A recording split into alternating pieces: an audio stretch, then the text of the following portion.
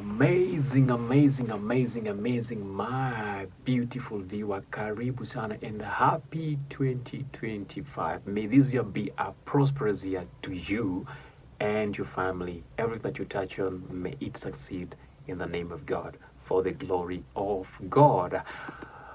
Karibuni sana on our episode, and please, if you're one of us and you've been with us all this long, karibu sana, and thank you for holding on. You are our best. You've been with us in 2024, and you're still with us in 2025. And those who are coming in new, karibuni sana. Tunawapenda sana, nawapenda sana, and I appreciate every gesture you guys do and every listening and watching that you guys do. I appreciate it sana sana sana sana.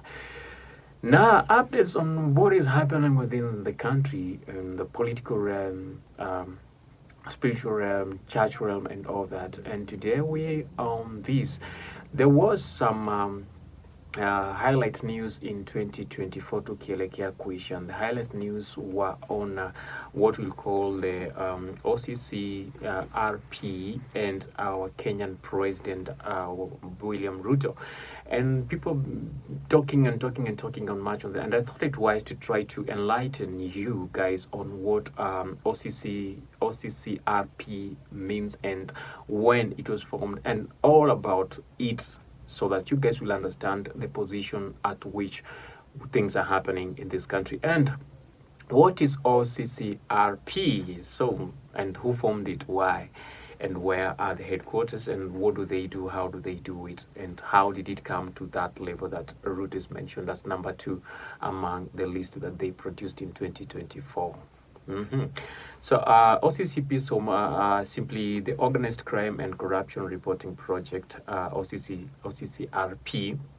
It's a global network of investigative journalists who are dedicated to exposing organized crimes and corruptions worldwide. You might not know them, but they are always with us in every sector they're within. But you might never know Ndouju. Ni kama wale wasiwe CIA ama FBI. Wezi jua wako, but wanakuanga tu wako in the area. It provides an investigative platform for media outlets and independent journalists to collaborate on cross-border investigations. So wow, hawakwangi tu in one place, they are in all places. That's why I said they might be there with you, but you never know they're there. Ni kama CIA and FBI wako hapa, Mossad, talk about these other investigative arms of the different governments in different countries and all that. They are always there with you, but you never know they are there. Call them covert investigations. They are always there with you, but you never know that they are there with you. You never know who is who and involved. All you can see is the effects of their work, and they do a very good job. It was founded in 2006. By Drew Sullivan and Paul Radu. The headquarters are in Sarajevo, and Hezoniva. Is it Hezgoniva or Hezoniva? That is where the headquarters are. OCCRP was established to address the growing need of independent investigative journalism in regions plagued with corruption, organized crime, weak governance. Its mission is to expose the crimes that impact the public, hold powerful figures accountable, and empower citizens to demand transparency and justice. So that is why it was formed, by the way. You know, in countries, weak countries, most of the leaders cannot be held accountable by their own people because they have power over their own people. And if their own people dare to speak, wananyamazishwa. Okay, something is done and they're forever silenced or partially silenced, not to speak about anything. So these guys come in handy to make sure that they are giving the people that power to do that. They do the job, they give you the results, then they let the people themselves decide on what will happen and all that. So that is what OCCRP is meant.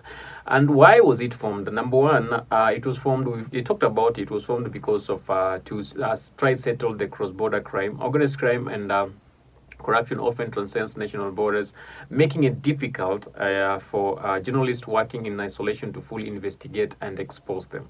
So this one was formed to give a platform for private journalists and freelance journalists to do their work, like to give them a cover and a protection for them to do their work in wherever country they feel they should do their work, to try to expose the crimes that are happening in the same. So that is more of cross-border, not just in your own country, but even in other countries that OCCRP has their links in, and they have their links in all the countries in the world. Yeah, they have their links in all the countries in the world, and they are doing a very good job.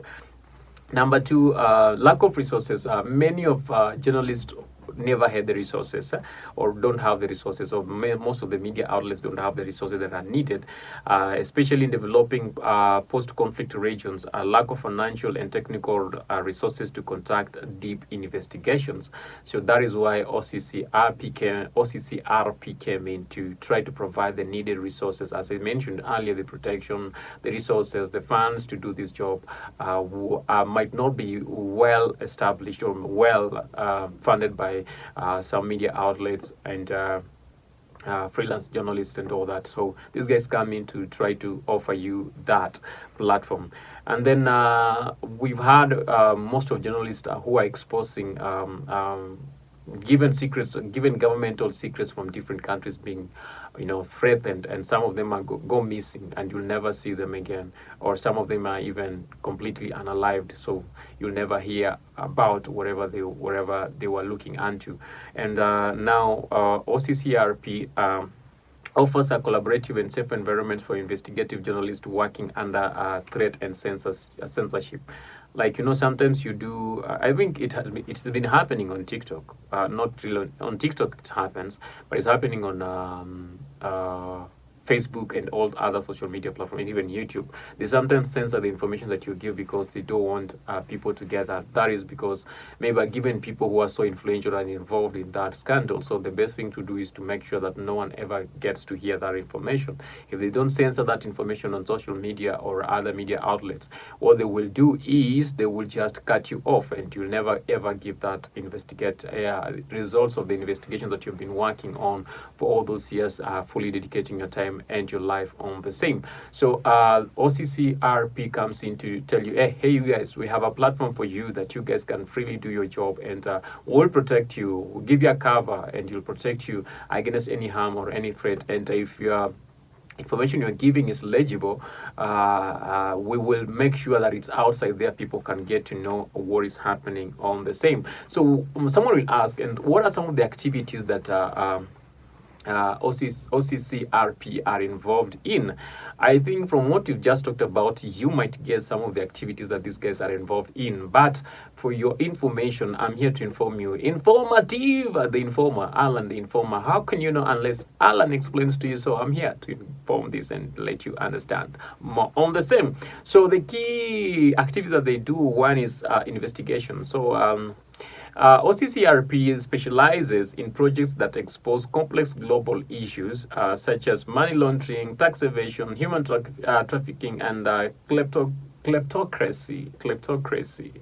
So these are very sensitive matters, by the way. If you get yourself in and you don't have the resources that are needed for you to do this work and try to protect yourself, you might end up not even getting anything, or not bringing out the results of the investigation that you've been doing, because there are always people around you to try to silence you. These are multi-billion dollar businesses, and no one wants to mess up with his empire, or no one would want anyone to mess up with their empire, because that is where they get a living, and that's where they get their power, that's where they get what they're looking for.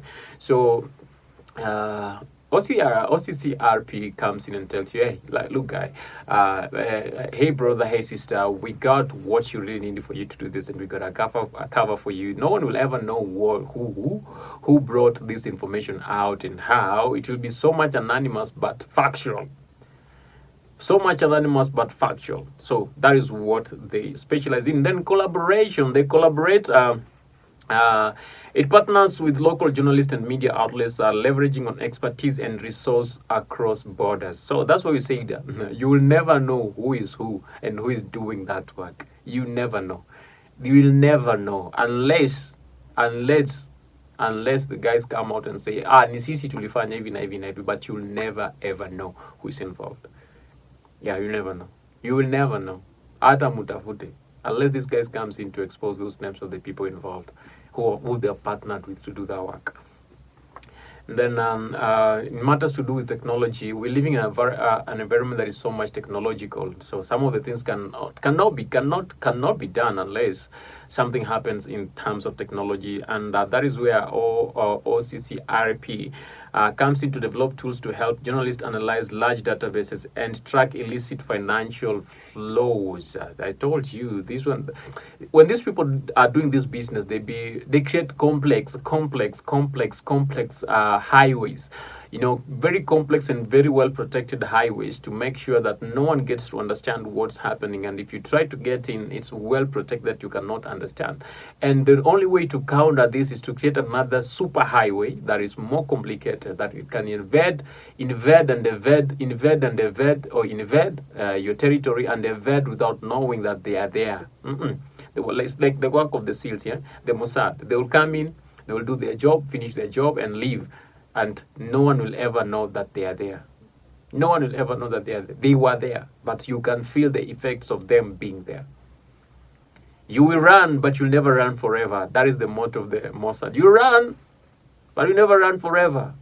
Wherever you go in this world, we will get you. We will get you. And this is what our OCCRP are doing when it comes to exposing these who's the oligarchs of every country, and the warlords, talk about all these scandals that are happening around the world. And with that, you see the impact, or you feel the impact. The work has led to high-profile resignations, legal actions, and policy changes globally. High-profile resignations. We will get to know who are some of these high-profile people who have resigned and who have lost their jobs, and some who have been jailed because of their good work and the impact they are creating within the community. So they're the guys behind the curtains. You never know where they are. You never know what they do, but they're doing a very good job. It's like the WikiLeaks, leaking all these things that bringing to the public things that people never thought that the public will ever know. Sensitive information that people thought, nayo ngoja kwanza, but WikiLeaks comes in and draws it out, leaks it out. They leak it out. The information is not supposed to be leaked. Oh, not supposed to be leaked? Yes, not supposed to be leaked to the guys who are involved in, but supposed to be leaked, supposed to be known by the public, and then the WikiLeaks comes in. So OCCRP does the same work, they do the same work to try to make sure that people understand what is happening. And they have earned recognition for investigative projects, including the Panama Papers and Pandora Papers, and continues to shine a light on corruption in both developed and developing nations. When we talk about the Pandora Papers, the Panama Papers, we know some of the leaders in Kenya were involved in that. But that story ilienda chini ya maji hivyo, na maybe haitaizungumziwa unless another leader rises up to try to challenge some of those things that were happening. So the Organized Crime and Corruption Reporting Project, or what we abbreviate as OCCRP, has exposed several world leaders and high-profile figures in its investigations. These leaders have been implicated in corruptions, money laundering, tax evasion, and links to organized crimes. And you want to know some of these people? Yeah, they're the people who always hit your headlines each and every day on international and local media stations. When you talk about international, if you're not a member of that country, then you become an international. Or if you're a member of that country, then it becomes a local thing. So number one on the list, the culprit on the list, the number one culprit on the list, who has been messing up very many things in this world, is Vladimir Putin. Vladimir Putin, who is the president of Russia, and he's led Russia for the longest. Okay, so what has OCCRP done? It has reported on financial networks alleged connected to Russian President Vladimir Putin.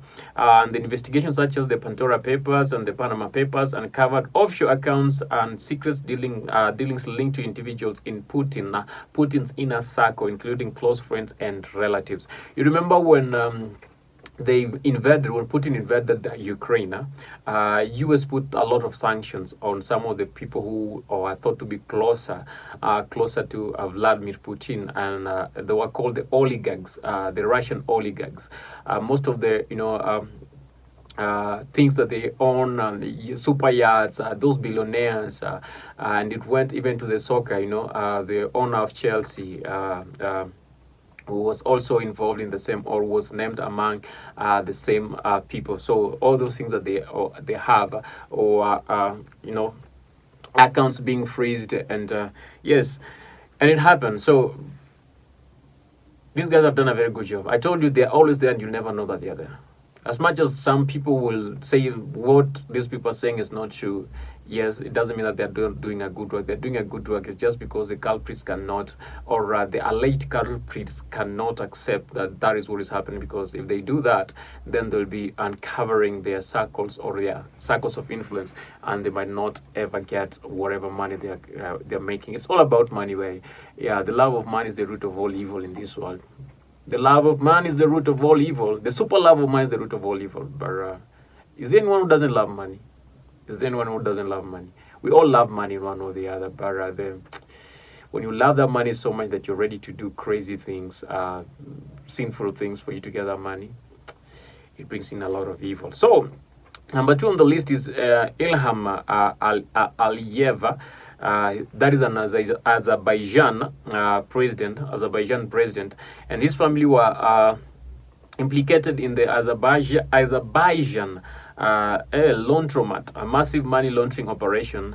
And the OCCRP revealed that the Aliyev's family used offshore companies to launder billions of dollars and purchase luxury properties in Europe. And most of those properties were freezed, by the way. Yeah. There is always a big brother watching, and the big brother is the US, commanding everything and calling the shots of who is to do what and who is to do what. Does it mean that they're clean? Maybe, just maybe their stories have not come out, because they're still, they're still bulldozing things around and to make sure that they are on the best books. But are they really? I don't think if they're really on the best books on all that. And then number 3, we have Nicolas Maduro. That's a Venezuelan president. Is it Nicolas Maduro? Nicolas Maduro. Yeah, it's Nicolas Maduro. It's Nicolas Maduro. It's Nicolas Maduro. I get it right. Nicolas Maduro. That's the Venezuelan president. He was particularly related to the misuse of Venezuela's state-owned oil company. And you remember when Trump was in office, he had a lot. He was really calling out this guy, and yes, he had a lot to call on this guy, banning some of these things that calling bans on some of these things that Maduro had and all that. Billions of dollars were siphoned off through corrupt deals, deepening the country's economic crisis. I think at that time the Venezuela was in a deeper crisis, and the people are going on the street to protest against Maduro. And Maduro never wanted to leave the seat, because he felt like if he does that, things will never work. So they wanted to become the lifetime president. But remember, by the way, you need to remember this, when it comes to the formation or the uprising of dictators, this is what they usually do. They want to amass a lot of wealth to themselves so that they can use that money to control most of the state things. When you have money, you can do anything. There is a Swahili proverb that says, pesa ni sabuni ya roho. Pesa ni sabuni ya roho. That means when you have money, you can wash every heart. Okay, every heart can be washed. You can do wash with human hearts. Because if you give someone billions of money to cover up your story, who will refuse that money? They will take that money, because it's 2 options. Either you take that money or crash.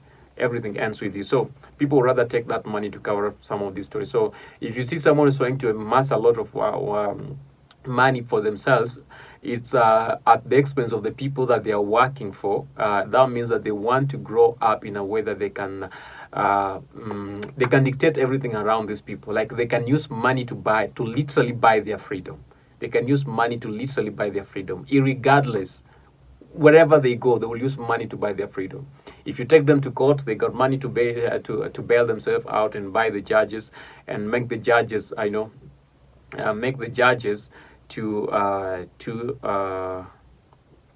stand by them, or to give a verdict that favors them. Yeah, this happens more in most of the developing countries. People need money. You said money is the root. The love of money is the root of all, the cause of all evil. All evil. Yeah, we say that. And then we have Alexander Hey, so this Alexander Vucic, Vucic, and that is the Serbian president. He was also has been scrutinized for connections to organized crime and corrupt business dealings. And OCCRP came in to investigate and revealed questionable financial ties and government favoritism towards politically connected individuals and businesses. Yeah, every president is trying to do that thing. Yeah, they need money, so they're trying to do that thing for themselves. Yeah. And then number 5 on the list, that was Joseph Muscat. That's the Maltan president. The president of Malta, the prime minister of Malta, Maltese, former Maltese prime minister, who was linked to corrupt scandals exposed in the Panama Papers. And OCCRP came through and reported on offshore companies owned by his associates, including the ties to the controversial energy deals in Malta. Then the murder of journalist Daphne Caruana Galizia, who worked on related investigations, brought attention to this allegation. We said these are sensitive matters, and when you work on them, you're putting your life in danger, and anything can happen to you. And that's why OCCRP comes in to give you a cover and a protection wherever this happens, so that people will never know who said and when and where, but information will be within people's ears, eyes, and mouth to speak, or noses to smell. To smell it out. And that is it. And then number 6, we had Milo Dukanovic, and that's Montenegrin president, le president. Yes, was implicated. It was also implicated by OCCRP's investigations into the cigarette smuggling network and offshore companies used for money laundering and tax evasions. And number 7 was Nursultan Nazarbayev, that is Kazakhstan's former president. And his family were exposed in OCCRP's investigations for amassing vast wealth through offshore companies and real estate investments. And when you look into where the money is coming from, there are a lot of question marks on the same. And then number 8, that is Jacob Zuma, the former president of South Africa. Yes. He was also involved, or the OCCRP, uncovered and highlighted corruptions under former South African President Jacob Zuma, focusing on his ties to the Godpa family, who were accused of using their political influence to secure lucrative contracts and siphon state funds.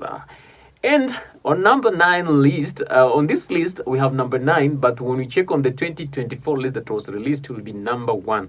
This is the Bashar Al-Assad. Bashar Al-Assad. When we talk about that, you understand what we're talking about, because late in 2024, not once, that is December, is it November or December 2024, he was busted out, and his government was toppled, by the way. Yeah, he was busted out and the government was toppled. So Syria currently doesn't have a president. Oh, does it have a Syrian president? Do they have a president? Oh, let's check it out. Assad, OCCRP reported on how Syrian President Bashar Al-Assad and his family used shell companies to evade sanctions and retain access to luxury assets abroad during the Syrian oil civil war. Yep. And for now, he's no longer the president. He's in Russia, hiding in Russia. He's hiding in Russia. In his friend, to his friend's place, who is also on this list. Who is this friend? That is Putin. Does it mean that Putin had some connections in Syria to get the oil? Probably yes. I'm not so sure on that, but it might be. You can only run to a friend that you've worked with or showed some favors in different ways and all that. That's when you can also run for a hiding place at his place when there is trouble in your paradise. So that one connects itself. Like, we don't need to overthink about it. Just connect itself on that. And then kuna Hansen, That is the former, the Cambodian Prime Minister, who was also featured in OCCRP investigations for his regime's involvement in legal lodgings and land grabbing and connections to Chinese organized crime networks. Logins as yep, this guy is at land grabbing. So this guy wanted to own the whole country. He wanted to have a land title deed or a land certificate for the whole country. He said, "This is my family's land. Eh? No one dares step over here because this is my family's land." But these people are crazy. Yeah? They're always crazy. But what can we do? What can we do? What can we do? What can we do? So, as we said earlier, these investigations have often led to global media coverage, sanctions, legal actions, and public outrage, significantly impacting the reputation of these leaders. And the recent one was that one of Syria, the toppling of the Syrian president Al-Assad, Bashar Al-Assad. And the list came in on 2024. So let's get to know who are these people who've been sanctioned, who's been mentioned, who's been listed on the OCCRP's list in 2024. And number one, as I say, I told you, you guys will be shocked, is Bashar Al-Assad. That's the Syrian president. In 2024, OCCRP named ousted Syrian President Bashar Al-Assad as their person of the year. So it's from 2024 up to now. Wait. This guy's done a lot of hurt to that country. For his role in leading Syria's production and distribution of the addictive street drug Captagon, this operation generated billions of dollars, which were used to maintain his authoritarian regime. Let's talk about dictatorial regime that someone else will call in a nice language authoritarian regime. It's just dictatorship, nothing different. Just dictatorship, nothing different. So whether you want to call it authoritarian or whatever word you want to use that sounds to be good, it's not that. It's just, dictatorial on the list. So he has been on their radar since 2004 up to 2024. Oh, he has been on the radar in 2024, not really in 2004. I'm sorry for saying since 2004. He's been on the radar this 2024, and in 2024, that is when he was ousted as the president of that, Stoppel as the president of that country. And now that country might land itself in a civil war, because with the rumors, the guy who led the toppling is a terrorist. He's on the terrorist list of the United States of America. Is in the terrorist list of the United States of America. They even put whatever on his head that whoever finds him and brings him will be given that money. It was $10 million or whatever money, but now they are silent on that. I don't know why the US is silent on that again. Maybe they will tell us why they're silent on that. But maybe he's working for them. Maybe they have converted him. He's working for them.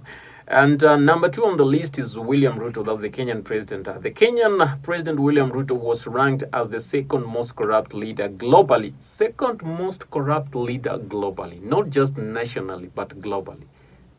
Is there something that this guy is doing that we don't know? Is there something that this guy is doing that we don't know? But he's our president. He's our president. Kenyans voted for him.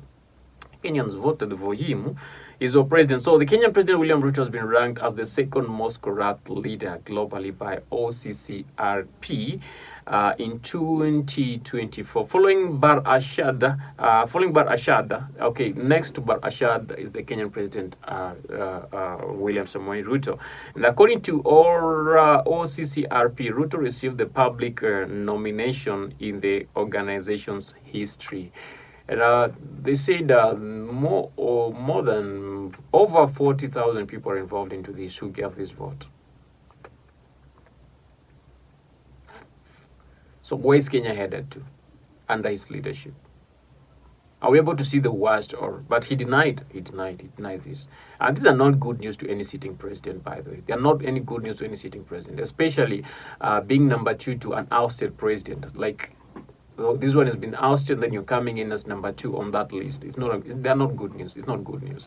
And I believe President Ruto will change and become the best and be voted as the best president in this country, Kenya. And then we have Jack Widodo, that's the intonation from a president on that list. And this is 2024 list. Jack Widodo, the intonation former president Jokowi Widodo was included in the OCCRP's 2024 nominations for figures linked to organized crimes and corruptions. Jokowi dismissed these allegations as baseless and demanded evidence to support these claims. And this is the same thing that President Ruto has done too. He has dismissed these allegations, and we Kenyans, we're demanding for, yes, you cannot just say our president is number two globally corrupted leader, and you can't give us the evidence of the same. You must give us the evidence of the same. So we refute these allegations when you're asking for evidence of the same to justify your allegations and what you're trying to talk about on this. Is that clear? OCCRP? That's not a given. You should give us an evidence of the same. If you don't give us the evidence, then we'll treat your information as rumors and hearsays. Yes. Yep. I think you heard me clearly. I don't know why Narendra Modi, the Indian Prime Minister, is on this list, but okay, they have more information on the same. Ours is just to listen. He has always positioned himself among the G8 or G12, G8, and he's doing, to him, looks like he's doing a very good job within India, trying to do whatever they're doing. And yeah. Let's get to here. So, OCCRP's articles have scrutinized Indian Prime Minister Narendra Modi's administration, particularly concerning allegations involving the Adani Group. Yeah, Adani Group has been something that has been so key, even not just in the US, but in the country. So, the Bharatiya Janata Party, BJP, accused the U.S. State Department and investigative journalists of attempting to destabilize India through these reports. Okay, what happened with Adani? It has hit not just the U.S. news, not just the Indian news, but even the East African news, because they were involved in some trades or some businesses within the country when they wanted to buy to lease the Kenyan International Airport, that is Jomo Kenyatta, and be in charge of major energy production companies like Kenya Power. And yes, then they were also looking into getting more deals within the country. And then the scandal war that the U.S. came up and everything went down. Previously, most of the leaders had backed up the Adani deal within Kenya. But when the story of the U.S. involvement, his involvement in the U.S., whatever and all that, and the scandals within the U.S., most of the leaders in Kenya again backed down and said no. They canceled, even the president canceled the deal. And that is how it went. But the neighbors, Tanzania, never just let that slide. They welcomed him. And they said, "Hey, bro, come on. We need your money, bro. We need your money, bro. Come on, we need your money. We need your money. Bring your money here." And he took the money in Tanzania, and they're doing great. They're doing businesses. Our eyes are wide open, to try to see what will happen next in Tanzania. Will Tanzania be in the better place than Kenya, or is Tanzania going to miss a lot than what Kenya could have done? Then we have Alir Meta, that is a former Albanian president, was arrested on charges of corruption, money laundering, and hiding personal income. The arrest followed a 5-year investigation by Albanian prosecutors and special structure against corruption and organized crime. So in Albania, the president was arrested. Yeah, these guys made sure that the president had been arrested on the same. So, yes, so these cases underscore ORPP's commitment to exposing corruptions and organized crimes involving high-profile global figures, and that is what they have been doing. Haven't they been doing a good job so far? Haven't they been doing a good job so far? Because some of the people on this list here, they are known worldwide. To be people who they are known worldwide to be people who are not good. So should we clap for them for the good work they are doing? I think they've done a good work, and we should clap for them. They are always with us, and we will never know, but their effects are always felt. So, with this information, don't I deserve your subscription? Don't I deserve your subscription? Thank you so much for the subscription and keep us informed. We'll keep you informed on what's happening. If you have any question you'd like us to know, kindly let's have a conversation on the comment section and see what we can do. Have you had your president mentioned on that list? If you've had your president mentioned on that list, carry up your hand and tell us why. Do you think things will work better if your president has been mentioned on that list, or do you think there's something that is coming onto this? And if your president has not been mentioned on this list, clap for yourself and leave your comment who you really want to know on the same. I love you all. Until next time we meet someplace. Alan Hoy, your host. He's always your host.